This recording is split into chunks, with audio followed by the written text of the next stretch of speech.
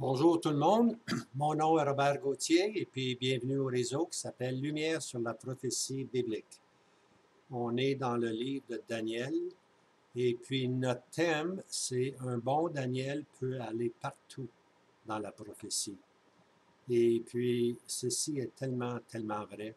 Il y a des gens qui m'écrivent, qui me disent que depuis qu'ils écoutent régulièrement Lumière sur la prophétie biblique, ils commencent maintenant à comprendre le livre de Daniel. Et puis, Daniel, c'est assez spécial. Et puis, le chapitre qu'on va prendre aujourd'hui, c'est la deuxième partie du chapitre 10.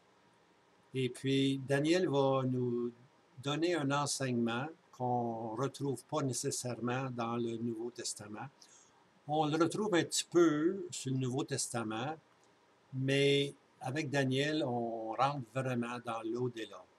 On rentre de ce qui se passe dans le deuxième ciel. Hein? Le premier ciel, c'est la terre et tout ce qui est autour de la terre. Le deuxième ciel, puis le troisième ciel, c'est la présence même de Dieu, où Dieu a son trône. Mais Daniel va nous emmener, lui, dans le deuxième ciel. Puis on va voir l'activité qu'il y a là. Et puis, comme chrétien, on a besoin de savoir qu'est-ce qui se passe au deuxième ciel. Et puis, si vous permettez, on va tout simplement commencer maintenant. Allez, vous me voir le petit médaillon. Alors, la semaine passée, on a fait remarquer qu'il y avait deux passages remarquables, hein, qui nous présentaient l'au-delà. Hein? Un rideau qui se lève pour nous faire voir les choses invisibles, pour ainsi dire. Le Seigneur Jésus l'a employé, il a ouvert ce rideau-là, lorsqu'il a parlé de l'homme pauvre, hein, l'homme riche plutôt, puis le pauvre Lazare. Hein? Puis là, on voit qu'après avoir quitté leur corps, leurs esprits sont allés dans une présence qu'on appelle le Hadès ou le Hadès, tout simplement. Et puis, c'est là qu'on appelle ça le séjour des âmes après leur mort. Mais tout a changé maintenant avec la venue du Seigneur Jésus. On va directement maintenant dans la présence de Dieu. Hein? Mourir, c'est un gain. C'est être avec Christ, avec le Seigneur Jésus. Alors ça, c'est la première ouverture qu'on a. La deuxième ouverture, c'est le prophète Daniel. On va regarder le passage qui nous parle de 21 jours. Ce qui s'est passé durant les 21 jours. Alors, si vous voulez, maintenant, ça c'était la dernière diapositive de la semaine passée. Et maintenant, on commence. Pourquoi 21 jours? Hein? Daniel a fait une prière, puis ça l'a pris 3 semaines, 21 jours, pour avoir une réponse à sa prière. On va voir ce qui est arrivé. Alors, cette période-là de 21 jours nous ouvre la sphère de l'activité angélique. Quand je parle de l'activité angélique, je parle de l'activité angélique déchue, les anges déchus, les mauvais anges, les esprits de malice, les esprits de méchanceté qui sont dans les airs, les principautés, les autorités dans les lieux célestes. C'est ça qu'on appelle l'activité angélique déchue. Alors, cette activité angélique déchue, elle s'oppose profondément à ce que les voies de Dieu puissent s'accomplir. Hein? Alors Dieu avait des propos de bénédiction envers son peuple Israël en leur permettant de retourner à Jérusalem pour bâtir la maison de Dieu. Maintenant, Dieu avait d'autres plans, puis on voit que l'ennemi est intervenu ou essaie de freiner les plans de bénédiction de Dieu. C'est ça qui se passe dans le deuxième ciel. Il y a un combat pour s'opposer aux voies de Dieu. Alors, le roi de Perse, Cyrus, avait déjà ouvert la porte pour le retour des Juifs vers Jérusalem. Alors, les Juifs étaient rentrés à Jérusalem, mais dans la cour ou dans le palais des Perses, du royaume des Perses, il y avait encore beaucoup de discussions. Puis, on ne voulait pas permettre trop de bénédictions à Israël. Puis, on va voir ce qui est arrivé. Alors, comme je disais, dans les cours, dans les corridors de cet empire mondial, il y a de l'opposition qui s'est levée. Alors, la question est, qui est à la tête de cette opposition pour contredire les bons propos de Dieu envers Israël. C'est qui s'oppose?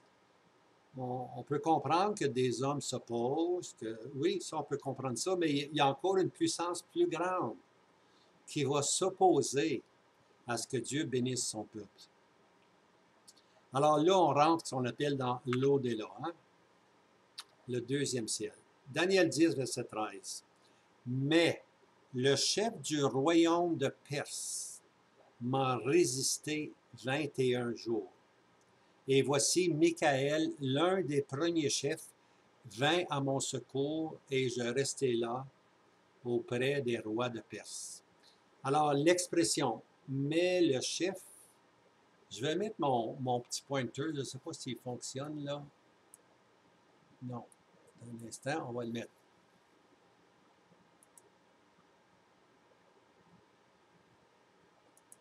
OK. Ici, là.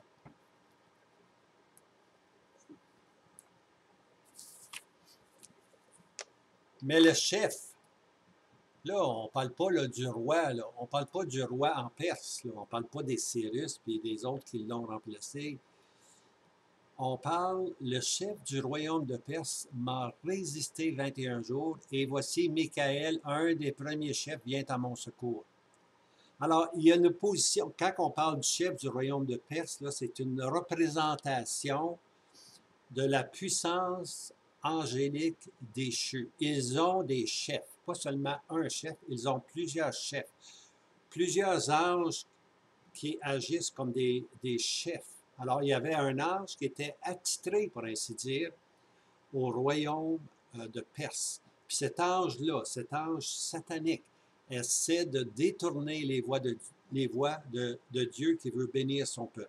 On va le voir tantôt, il y a le chef du royaume de Perse, puis on va voir qu'il va en avoir plus tard le chef du royaume de Java, qui est la Grèce. Alors, il va y avoir encore là un mauvais ange qui va être attitré pour nuire aux voies de Dieu. Hein?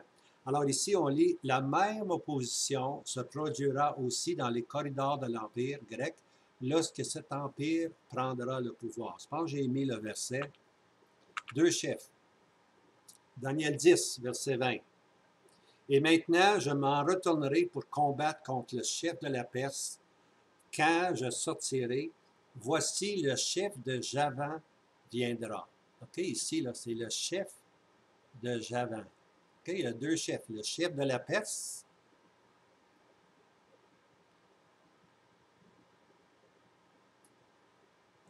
OK, le chef de Perse, le chef satanique, un ange déchu avec grande puissance qu'on appelle le chef de Perse.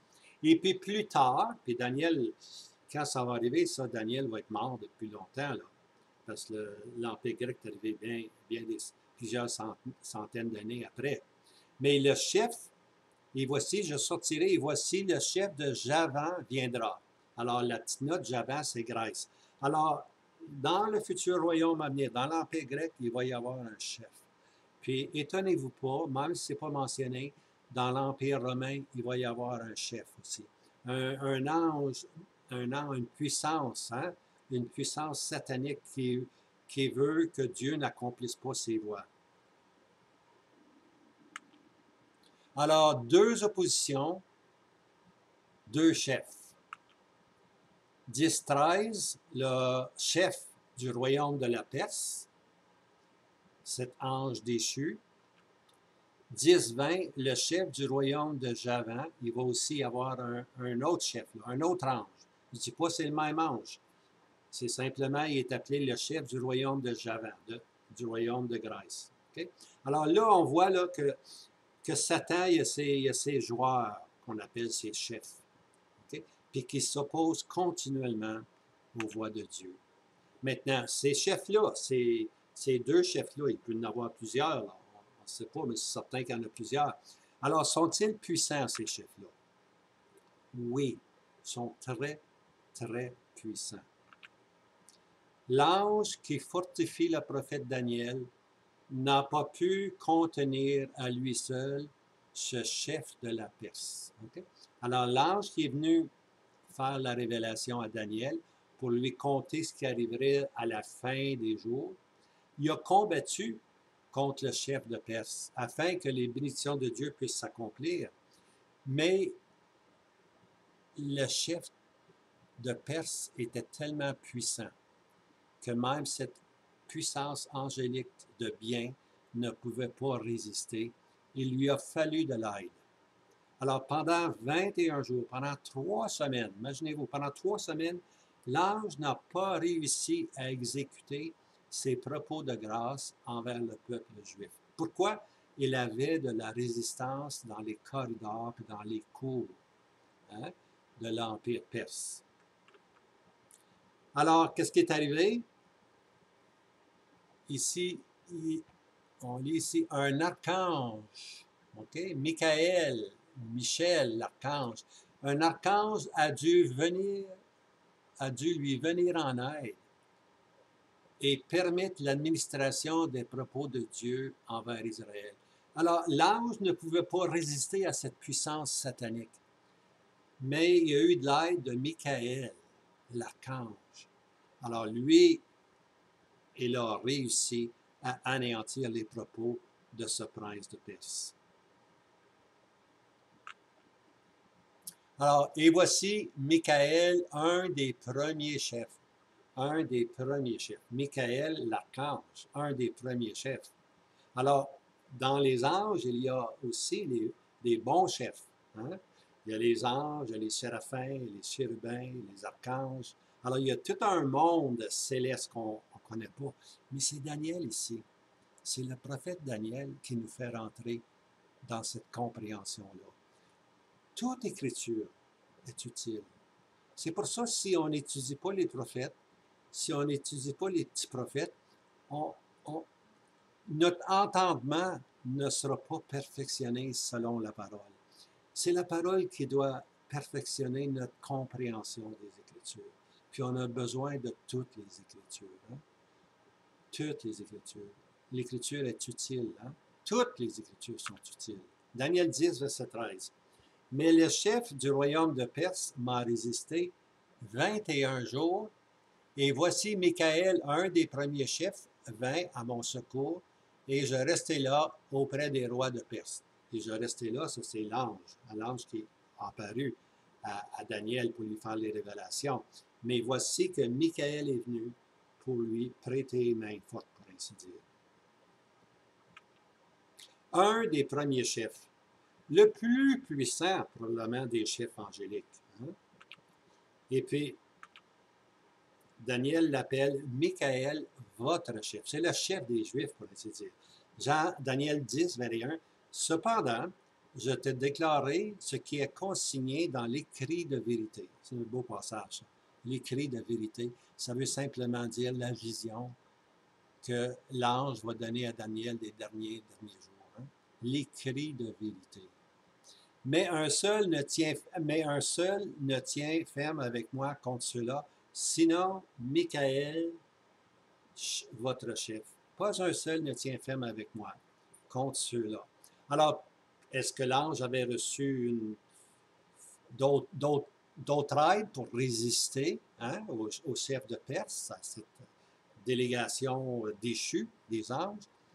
D'une façon ou d'une autre, on n'est pas certain, mais d'une façon ou d'une autre, ce qui est clair, c'est que Michael, l'archange, Michel l'archange, votre chef, lui est venu, puis a délivré, pour ainsi dire. Alors, Michel est l'archange attitré à la défense des Juifs. Hein? Quand on lit Michael, c'est souvent en rapport avec le peuple d'Israël. C'est lui qui va se lever dans les derniers jours. Lorsqu'on va arriver à chapitre 12, on va voir Michel l'archange qui est là pour défendre Israël, pour ainsi dire. Alors, Michael, le grand chef, on va regarder un peu. Daniel 12, 1. En ce temps-là, là, on est rendu dans le chapitre 12, on est rendu là, vraiment là, d'un dernier jour. En ce temps-là, dans les derniers jours de la vision, se lèvera Michael, le grand chef, qui tient pour les fils de ton peuple. Hein, il s'occupe d'Israël. Ce sera un temps de détresse, grande tribulation, tel qu'il n'y en a pas eu depuis qu'il existe une nation, jusqu'à ce temps-là. Et en ce temps-là, ton peuple sera délivré quiconque sera trouvé écrit dans le livre. En ce temps-là, 2 fois c'est répété, en ce temps-là, jusqu'à ce temps-là. C'est vraiment les derniers mouvements du peuple d'Israël avant sa restauration. Dans cette grande détresse, les troupes de Jacob, la grande tribulation qu'on appelle, va se lever quelqu'un qu'on appelle Michaël, le grand chef. Lui, il va venir défendre les intérêts d'Israël. Alors, il y a 3 appellations pour Michaël. On va regarder ça un peu. Michel ou Michaël, c'est la même chose. Voici la première appellation. Et voici Michaël, un des premiers chefs. Un des premiers chefs. Selon Michaël, votre chef, le chef des Juifs ici. Et puis finalement, se lèvera Michaël, le grand chef. Hein? Michaël qui va se lever pour venir à la défense du peuple d'Israël dans les derniers jours. Alors, on apprend que Michaël, c'est un archange. Où est-ce qu'on apprend ça? Bien, il faut aller dans Jude, le livre de Jude. On dit chapitre 1, mais il n'y a qu'un chapitre, verset 9. Mais Michel l'archange, quand il discutant avec le diable, il contestait touchant le corps de Moïse, n'osa pas proférer de jugement injurieux contre lui, mais il dit que le Seigneur te censure. Alors ici, on voit, là, dès le commencement, Michaël, l'archange, qui dispute avec le diable. Hein, avec le diable. Pourquoi? Parce que Moïse venait de mourir et puis Satan aurait aimé ça, avoir le corps de Moïse pour en faire un sujet d'idolâtrie. Moïse, Moïse, Moïse. Mais Dieu a vu bon, hein, de cacher, pour ainsi dire, le corps de Moïse et il ne fut jamais trouvé. Alors Dieu connaît le cœur des hommes, comment nos cœurs sont idolâtres. Hein? Ça ne prend pas grand-chose, ça prend pas grand-chose. Mais ici, on voit Michaël l'archange. Il est appelé ici l'archange. Apocalypse 12, verset 7. Il y eut un combat dans le ciel. Michel et ses anges combattaient contre le dragon. Quand on dit dans le ciel, là, on parle du deuxième ciel. On ne parle pas de la présence de Dieu, du trône de Dieu. Satan n'a pas accès à ça. C'est le deuxième ciel. Hein? Il y eut un combat dans le deuxième ciel et Michel et ses anges combattaient contre le dragon. Puis qu'est-ce qui a gagné, naturellement? C'est Michel. Puis le dragon était, avec ses anges déchus, était projeté sur la terre. Puis là, sur la terre, il sait qu'il n'a peu de temps. Hein? Il a peu de temps avant d'être jugé, vraiment. Apocalypse 12, verset 8. Et le dragon combattait et ses anges, et il ne fut pas le plus fort, et leur place ne fut plus trouvée dans le ciel, c'est-à-dire dans le deuxième ciel, qui est la sphère angélique, la sphère d'activité des anges. Okay? Alors, le place dans le deuxième ciel, pour ainsi dire. Alors, la place des démons dans le ciel. Voici la question. Je pense qu'il est temps de répondre à cette question qui nous est si souvent posée. Les démons dans le ciel, c'est quoi ça? Hein? On pose souvent la question, puis des fois ça nous emmène à mettre un doute, mais vous allez voir, c'est pas vraiment compliqué. Il ne faut pas faire de la spéculation, s'il vous plaît. Ingérez-vous pas dans le monde des anges sans avoir la parole de Dieu à l'appui. Ce qu'on pense, c'est une chose. Ce que Dieu nous dit, c'est complètement autre chose. Demeurons appuyés fermement sur les Saintes Écritures. L'Écriture par l'Écriture. Hein? Ça, c'est le grand principe de M. Kelly. Alors, l'Écriture dit le troisième ciel. Alors, je vais commencer par le troisième ciel, je vais aller au deuxième, puis je vais aller au premier. Le troisième ciel. Ça, c'est le plus beau. OK, 2 Corinthiens 12, verset 2. C'est Paul qui parle. Je connais un homme en Christ qui, il y a 14 ans, si ce fut dans le corps, je le sais, si ce fut hors du corps, je le sais, Dieu le sait. Je connais un tel homme qui a été ravi jusqu'au troisième ciel, le troisième ciel. Donc, il existe seulement 3. L'Écriture parle de 3 ciels, elle ne parle pas de 4 ciels. Hein? elle parle de 3 ciels. Il faut se limiter à 3 ciels. Quel est le plus haut ou le plus élevé? Le 3e ciel, c'est le plus haut, c'est le plus élevé. Pourquoi? Parce que c'est le trône de Dieu. On ne peut pas aller plus haut que le trône de Dieu. Hein? Ça, c'est un verset dans les psaumes 11, verset 14. L'Éternel est dans le palais de sa sainteté. L'Éternel a son trône dans les lieux, dans les cieux. Ses yeux voient et ses paupières sondent les fils des hommes. Alors, l'Éternel a son trône dans les cieux ici. Dans les cieux. Le 3e ciel, ça c'est le trône de Dieu. C'est là que l'apôtre Paul a été ravi. Hein? On dit que pour être un apôtre, il faut voir le Christ. C'est un des critères. Il faut voir le Christ. Avoir été témoin oculaire, on lit dans les Actes, un témoin oculaire. Eh bien, l'apôtre Paul a été un témoin oculaire. Il n'a pas vu le Christ nécessairement sur la terre, mais il était ravi au ciel. Hein? Il était ravi au 3e ciel, puis là, il a vu Christ, pour ainsi dire. Hein? Puis tout son témoignage est basé sur le ciel. Hein? Paul parle toujours en rapport avec le ciel. Là est le Christ. Luc 24, 51. Il arriva qu'en les bénissant, il fut séparé d'eux et fut élevé dans le ciel, en parlant du Seigneur Jésus. Il fut élevé dans le ciel.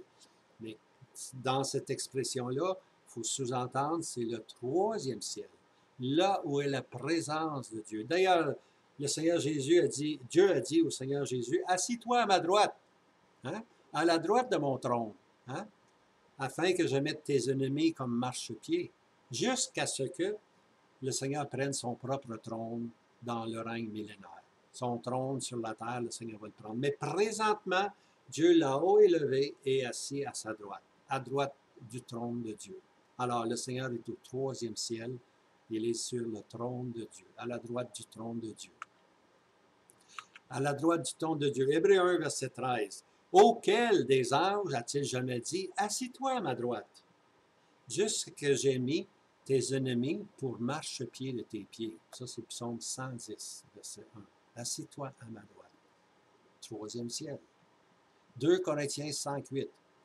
Nous avons, dis-je, de la confiance et nous aimons mieux être absents du corps et être présents avec le Seigneur. Ça, bien-aimé, c'est notre destinée. Hein? Si le Seigneur vient nous chercher par la voie de la mort, pour ainsi dire, on va être endormi. L'Écriture dit on est endormi. On ne pas dire qu'on est mort. Tu ne vois pas ça qu'un chrétien est mort. On voit qu'un chrétien s'est endormi. Endormi. Puis il va être réveillé à la résurrection des justes. Hein? Puis nous qui sommes vivants, on va aller ensemble dans la présence de Dieu. Hein? Alors, absent du corps, c'est être présent avec le Seigneur. Okay? Alors, c'est ça qui est la position du croyant.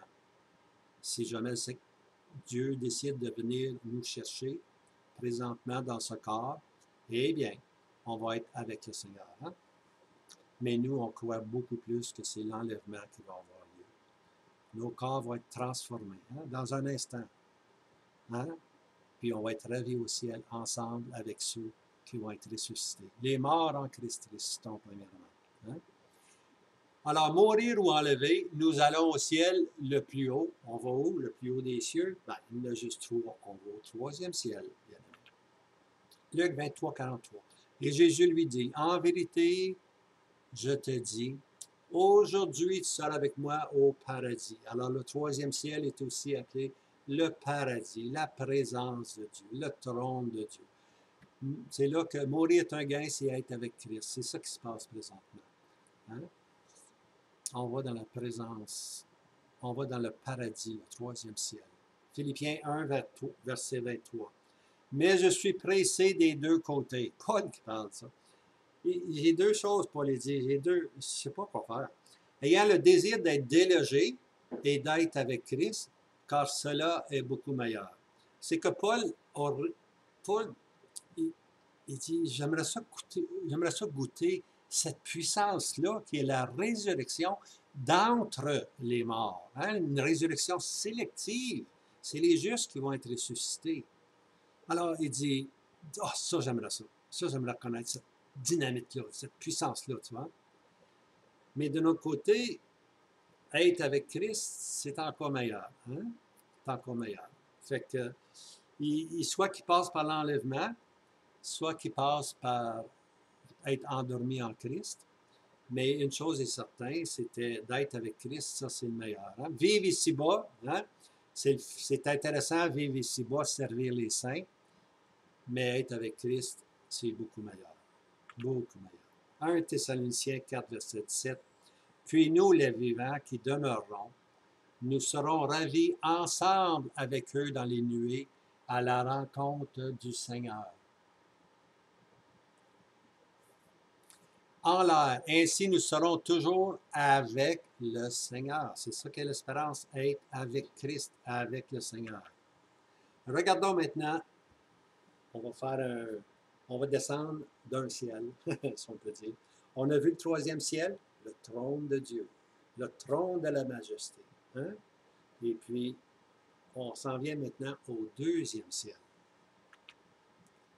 C'est le ciel ou la sphère des activités angéliques. Okay? Ça, je l'ai mis en rouge, là, il y a raison. Là. Si tu veux décrire le deuxième ciel, ben, c'est une sphère. Okay? Une sphère d'activité des anges. Il n'y a pas juste les bons anges, il y a les mauvais anges aussi. Hein? On connaît peu, sauf que le prophète Daniel nous présente l'au-delà et ce qui se passe dans cette scène, dans cette sphère-là. Hein? La sphère des activités angéliques. Les mauvais anges qui veulent influencer, hein, qui veulent influencer les puissances, les royaumes de ce monde à agir contrairement à ce que Dieu veut. C'est un monde céleste inconnu, sauf ce que Dieu juge bon de nous révéler. Hein? Dieu nous en donne, Dieu ouvre le rideau, pour ainsi dire. On ne connaît pas tout, mais assez, on va en connaître assez avec Daniel pour savoir ce qui se passe dans le deuxième ciel. Alors, cette sphère angélique, elle est décrite comme les principautés, les autorités dans les lieux célestes. Hein? Il y a des principautés, il y a des autorités dans les lieux célestes. Puis notre combat bien-aimé, c'est contre les principautés déchues, contre les autorités déchues dans les lieux célestes. Ils ont quitté la présence de Dieu, ils sont maintenant descendus au deuxième ciel. C'est là qu'est toute leur activité.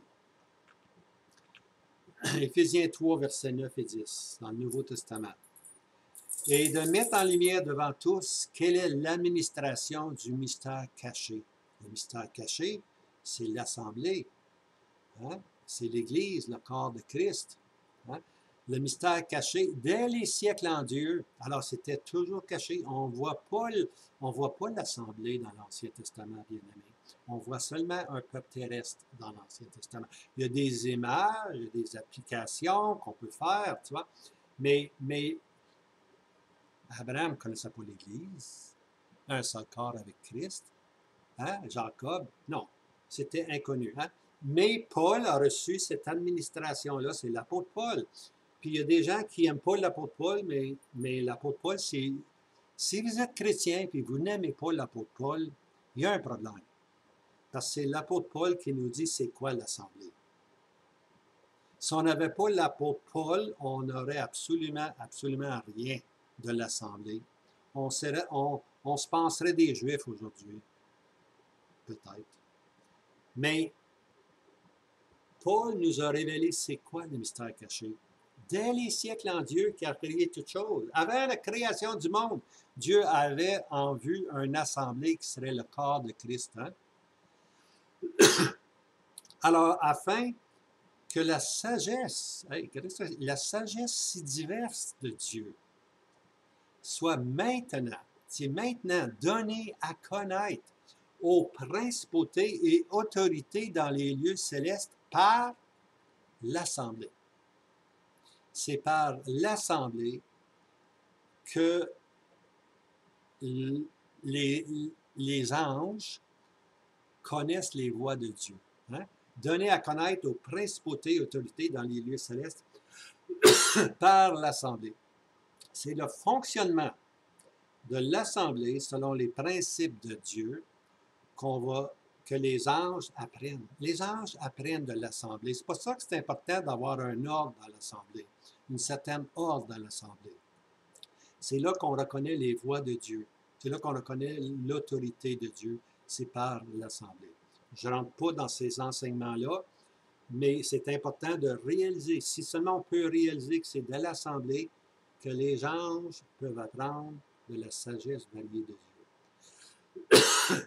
Excusez-moi. Notre lutte, Éphésiens 6, verset 12.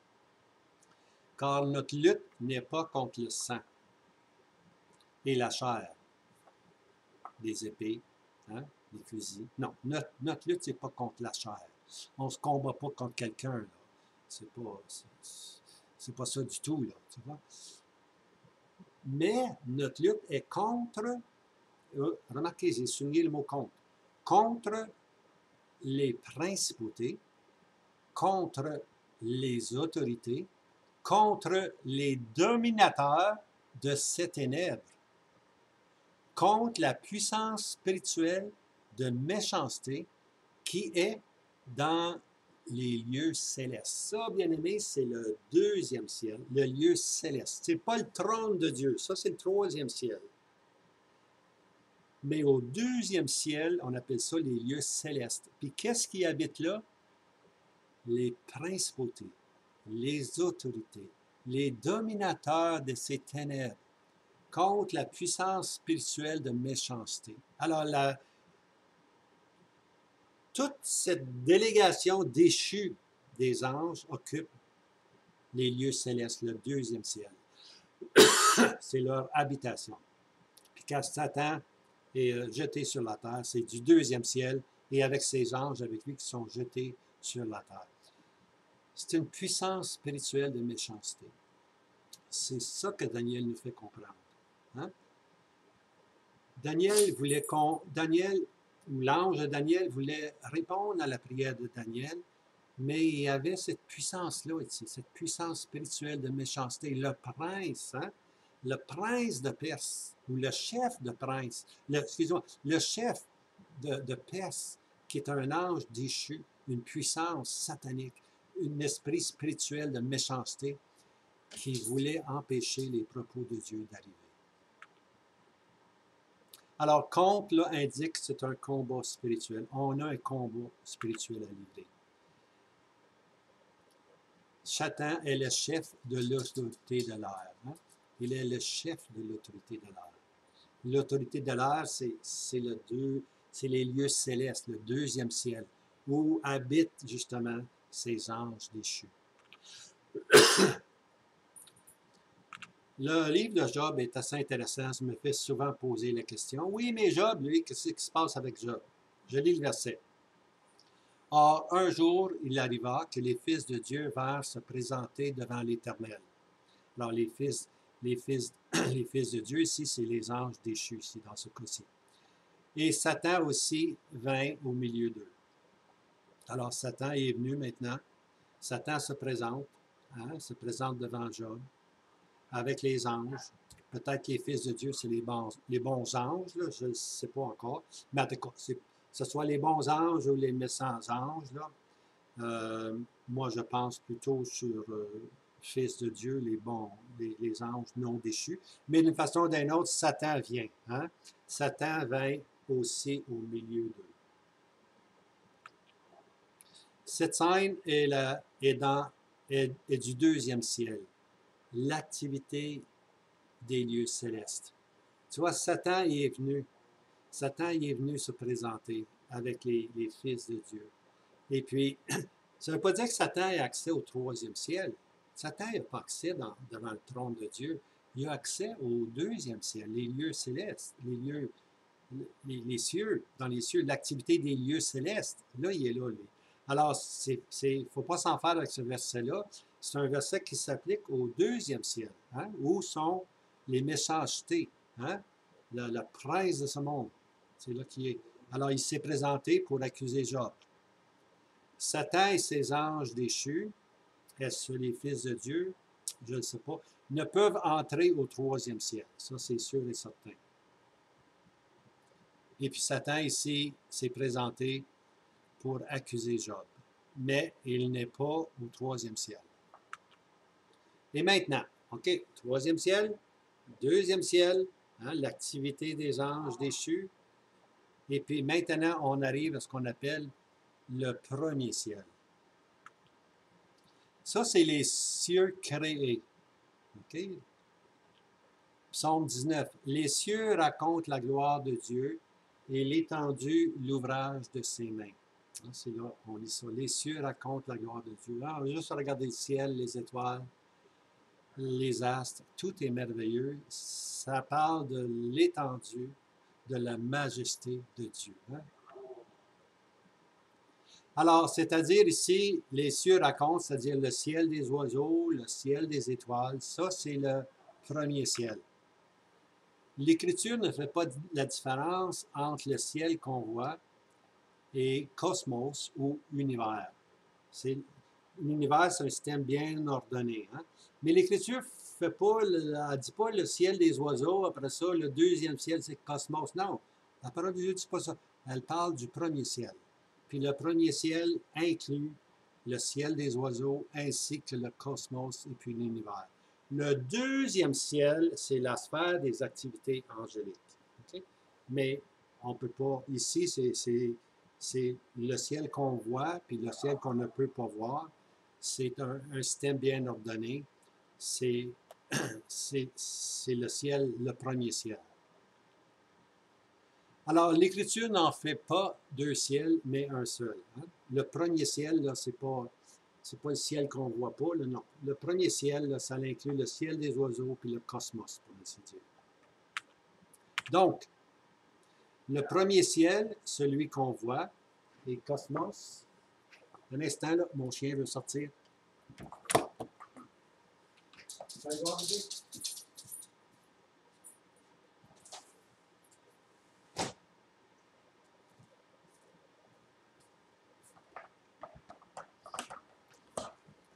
Excusez-moi, mais il faut prendre soin des animaux, hein? La Bible nous l'enseigne, ça, avec le livre de qui, donc? C'est Jonas, hein? Jonas, c'est ça, hein? Et puis, Jonas va à Ninive, et puis Dieu lui dit que 200 000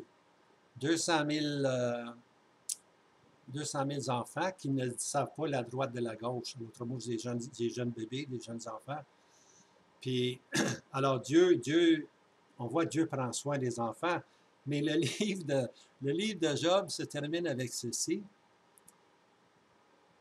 Et si vous allez bien, là, et les bêtes. Hein? Attends, allez voir. Moi, juste aller voir vite fait. Là. Ça, c'est une petite digression, là, mais c'est agréable. Job, pas Job, que je veux, c'est qui je veux, non?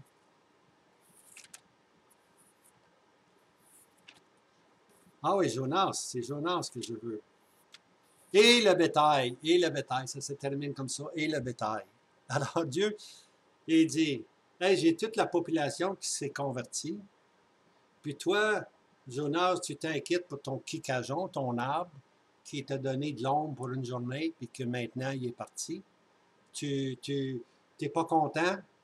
Mais écoute, ici, il y a des milliers de personnes ici qui se sont converties, qui se sont tournées à ta prédication.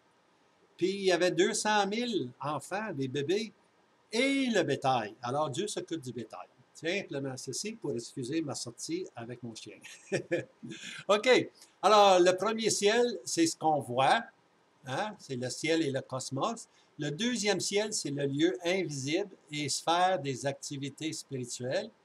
Puis le troisième ciel, là où Paul fut ravi, c'est le trône même de Dieu. C'est un bon Daniel qui nous ouvre le deuxième ciel. Si on n'avait pas Daniel, là, on n'aurait pas compris ces choses-là. Alors, voilà l'importance de sonder les Écritures. Hein?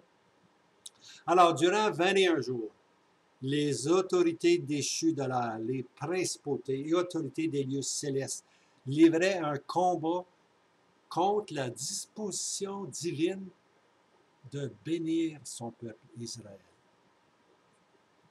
Ces anges déchus-là ne voulaient pas que la bénédiction vienne. Alors, l'ange de la vision a dû attendre le secours de l'ange Michel ou l'archange Michael.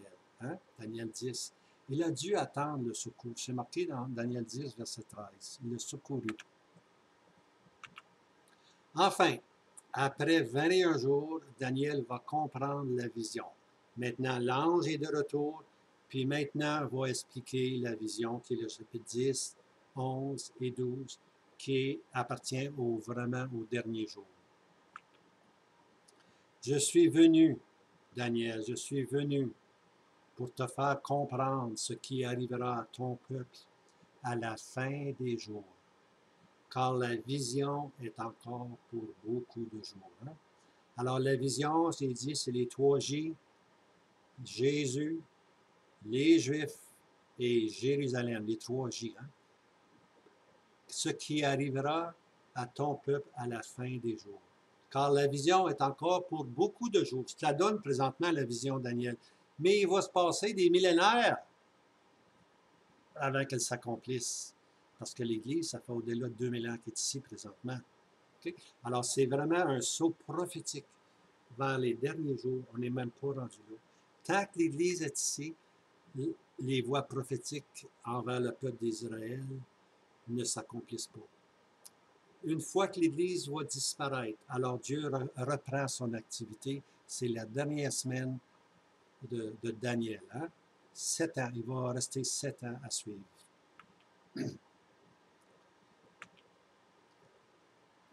Alors, c'est dit que Daniel prend des forces en recevant l'écrit de vérité. Daniel 10, verset 19. « Ne crains pas, homme bien-aimé, paix te soit, sois fort, oui, sois fort. Et comme il parlait avec moi, je pris des forces et je dis, que mon Seigneur parle, car tu m'as fortifié. Hein? » Alors, l'écrit de vérité, l'ange, pour ainsi dire, touche Daniel, puis Daniel prend des forces pour recevoir la vision. Le toucher angélique, au verset 5. Et l'homme vêtu de lin, aux yeux comme des flammes de feu, est le Christ Jésus. Ça, c'est le verset 5. Les autres versets s'appliquent à l'ange de la révélation de la quatrième et dernière vision. Okay? Alors, l'ange qui le touche, ce n'est pas le Christ Jésus qui l'a touché. C'est l'ange qui a été envoyé pour faire connaître à Daniel ce qui allait arriver. Alors, tous les autres versets s'appliquent maintenant à cette dernière vision. Cet ange, c'est cet ange-là qui va toucher Daniel. Une main me toucha de nouveau. Hein? Alors, 2 fois, l'ange l'a touché pour le fortifier. Alors, cet ange allait de nouveau affronter les autorités malignes et principautés diaboliques de l'air, qui est dans l'époque subséquente. Hein? Allait de nouveau s'opposer au fait que Dieu avait des desseins de grâce envers son peuple terrestre. Alors, c'est que cet ange-là, qui donne la vision à Daniel, n'avait pas pu résister au chef des Perses. Mais cet même ange-là, qui a donné la révélation à Daniel, va un jour se présenter devant l'Empire grec, et puis le même problème va s'opposer. Le chef de Javan va s'opposer. Et puis Michael va venir une seconde fois pour lui aider. Le chef de Javan viendra. Satan a aussi des chefs puissants. Hein? Le chef de Perse, le chef de Javan, sans limite, bien aimé. Il y a différents chefs, différents princes malins qui veulent influencer les décisions de ceux qui sont en autorité au-dessus de nous. Hein? Et il y a des combats qui se livrent au Parlement, il y a des combats qui se livrent dans les enclos des décisions. Hein? Puis Satan a ces chefs-là. Cependant, Daniel 10, 21, cependant, je te déclarerai ce qui est consigné dans l'écrit de vérité, et pas un seul ne tient ferme avec moi contre ceux-là, sinon Michaël, votre chef. Hein? Alors, c'est Michaël qui est intervenu pour lui aider. Alors, si on néglige n'importe quel des prophètes, nous encourons une certaine perte spirituelle. Voyez-vous, ici, on est allé au deuxième ciel. Si on n'avait pas eu Daniel, on aurait eu une perte spirituelle, un entendement réduit, pour ainsi dire. 1, 3, 16. Au lieu de Jean 3, 16, j'ai marqué 3, 16. Toute écriture est inspirée de Dieu. C'est aussi important que Dieu a aimé le monde. Toute écriture est inspirée de Dieu. L'inspiration de l'écriture, bien aimée. Il faut se baser sur la parole de Dieu. Laissons faire ce que les hommes disent. Hein? Aujourd'hui, on a tendance à dire quoi Dieu a dit. On est de retour dans Genèse, bien-aimé. Le monde chrétien met en doute maintenant l'inspiration des Écritures. Il faut tenir ferme. Toute Écriture est inspirée de Dieu. 3,16. Hein? C'est dans Timothée 3,16. C'est pas dans Jean 3,16. Timothée 3,16. Enregistrez-le. Là. Toute Écriture est inspirée de Dieu. À suivre, Daniel 11. Eh bien, je termine cette session-là. Mon chien m'attend. Il ne faut pas laisser souffrir les animaux, surtout en hiver. Alors, je vous laisse avec ceci. Ce fut une excursion, pour ainsi dire. Hein? Une excursion avec Daniel. Un bon Daniel qui nous a emmenés dans le deuxième ciel pour réaliser qu'il y a vraiment des conflits spirituels. Hein? Notre conflit, là, c'est pas contre la chair et le sang, mais c'est contre les principautés et autorités dans les lieux célestes. Hein? Alors que le Seigneur vous garde, j'espère que vous avez apprécié, et puis ceci vous ouvre, pour ainsi dire, le ciel, le deuxième ciel, pour voir les combats qui se livrent là. Alors que le Seigneur vous garde, je vous embrasse tous. Maranatha, le Seigneur Jésus revient bientôt. Alors, si vous voulez vous inscrire, gênez-vous pas. Gênez-vous pas. En bas, il y a marqué abonnement pour vous abonner. Hein?